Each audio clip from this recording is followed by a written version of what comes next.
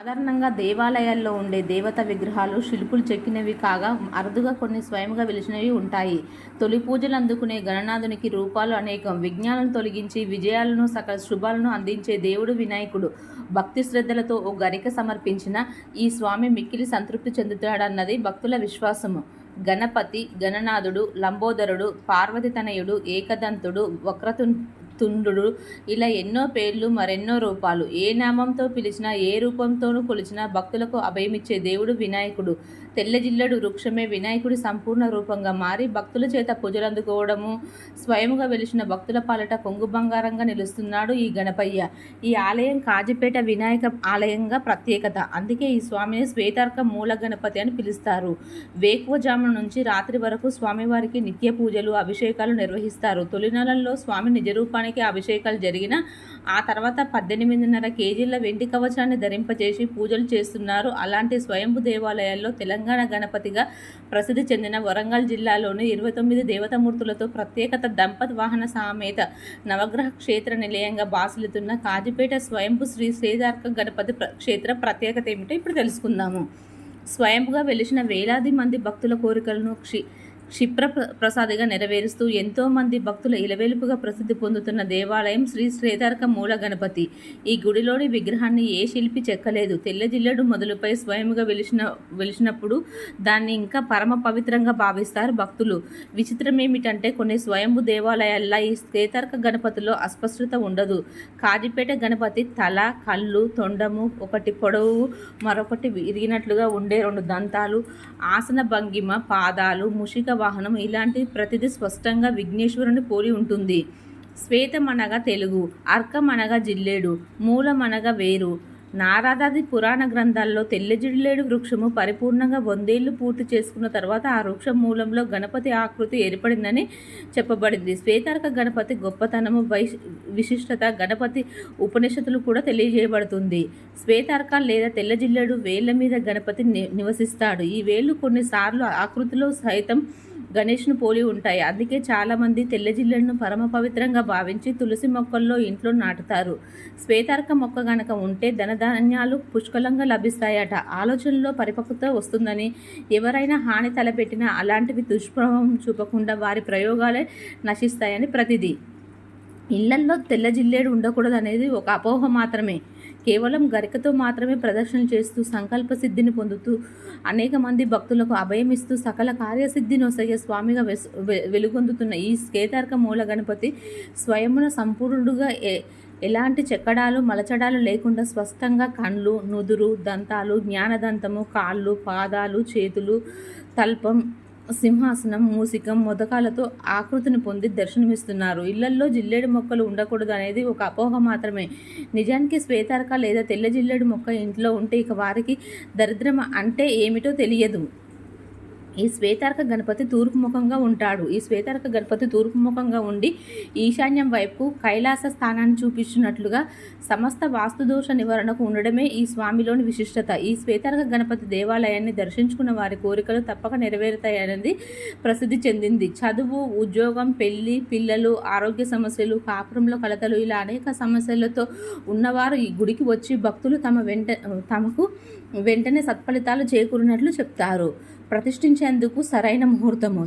జాతక చక్రంలో సూర్యగ్రహ దోషాలున్నవారు, జాతక చక్రంలో సూర్యుడు నీచంలో ఉన్నవారు, ఇంటికి నరదిష్టి ఉన్నవారు, వీధిపోటు ఉన్నవారు సర్వకార్య సిద్ధి కొరకు శ్వేతార్క గణపతిని ఇంట్లో ఉంచుకొని పూజిస్తే చాలా మంచిది. కానీ ప్రతిష్ఠించేందుకు సరైన ముహూర్తాన్ని నిర్ణయించుకోవాలి. పండితుల్ని, పురోహితుల్ని సంప్రదించి వారి సలహా మేరకే ముహూర్తం పెట్టించుకోవాలి. ప్రతి నెల మొదటి మంగళవారము ప్రత్యేక గణపతి హోమము మరియు గరిక పూజలు. ఈ ఆలయంలో విదేశాల నుండి కూడా ఈ మూర్తిని దర్శించాలని వస్తుంటారు. ప్రతి నెల మొదటి మంగళవారం ప్రత్యేక గణపతి హోమము, గరిక పూజలు నిర్వహిస్తారు. ప్రతిరోజు ఉదయం 6:30 గంటలకు అభిషేకము, 8 గంటలకు మహానివేదన, రాత్రి 7 గంటలకు పూజలు జరుగుతున్నాయి. ఈ విగ్రహాన్ని చెక్కడం కానీ మలచడం కానీ చేయలేదు. స్వయంగా భూమి నుంచి పుట్టిన శ్వేతార్క గణపతికి నేత్రాలు, నుదురు, మోచెయ్యి, అరచెయ్యి, సుఖాసనము, కల్పం అన్నీ స్పష్టంగా కనపడుతున్నాయి. అయితే ఐనవోలు అనంత మల్లయ్య శర్మ 2009లో ఈ దేవాలయాన్ని నిర్మించినట్లు తెలిపారు. ఒకనాడు కాణిపాకంలోని గణపతి దేవాలయాన్ని దర్శించుకున్న మల్లయ్య శర్మ కాణిపాకం నుంచి తిరిగి వచ్చాక కాజీపేట సమీపంలోని సాయిబాబా దేవాలయంలో పూజారిగా సేవ చేయడం ప్రారంభించారు.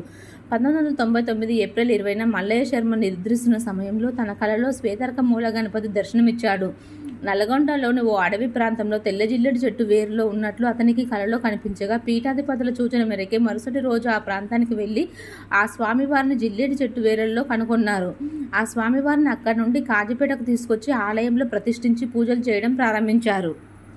2009లో విష్ణుపురిలో ఉత్తర దక్షిణ ప్రాంతాల్లో కనిపించే దేవాలయం నిర్మాణం చేసి 5గురు పీఠాధిపతుల సమక్షంలో గణపతి విగ్రహాన్ని ప్రతిష్ఠించి ఆ విగ్రహానికి 18.5 కిలోల వెండి కవచనాన్ని అమర్చారు. ఆ గణపతి 64 రూపాలలో ఈ శ్వేతార్కం గణపతి ఒక రూపమని అర్చకులు సాయి కృష్ణ శర్మ చెప్పారు. ఈ స్వామివారికి సర్వ అవయవాలు సంపూర్ణంగా ఉంటాయని, ఇలాంటి శ్వేతార్క మూల గణపతి ఆలయము ఆసియా ఖండంలో ఎక్కడా లేదన్నారు.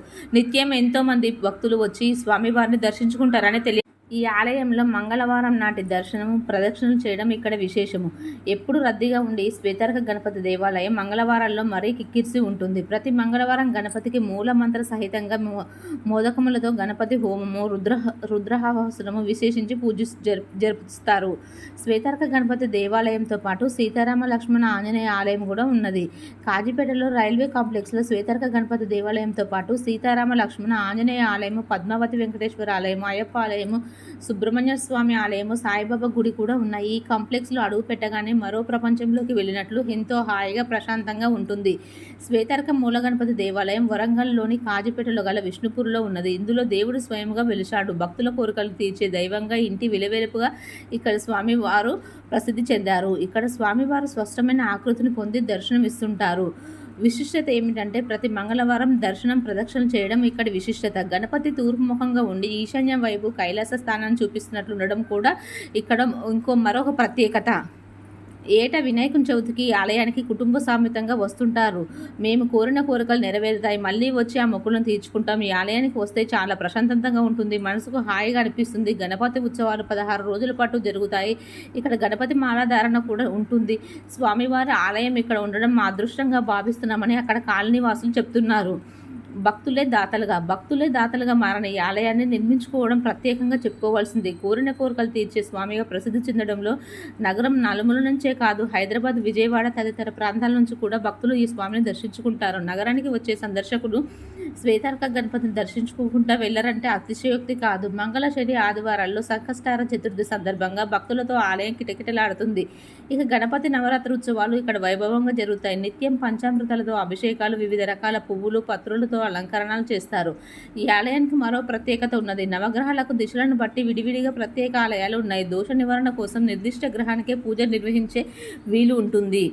స్వయంభు శ్రీ శ్వేతార్క మూల గణపతి 16 రోజుల పాటు స్వామివారి ఉత్సవాలు నిర్వహిస్తారు. రోజుకో విధంగా పూజా కార్యక్రమాలు ఉంటాయి.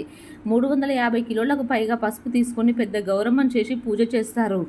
లక్ష్మీ కటాక్షం కలగాలని ఈ పూజలు జరుపుతారు. అనారోగ్య సమస్యల నివారణ కోసం ఋషి పంచమి రోజు ప్రత్యేక పూజలు నిర్వహిస్తారు.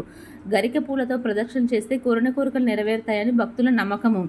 ఈ శ్వేతార్క గణపతి ఆలయానికి ఎలా చేరుకోవాలంటే హైదరాబాద్కు 120 కిలోమీటర్ దూరంలో వరంగల్ జిల్లాలోని కాజీపేటలోని విష్ణుపూర్లో ఉన్నది. హైదరాబాద్ విజయవాడ రైల్వే మార్గంలో కాజీపేట రైల్వే జంక్షన్ ఉన్నది.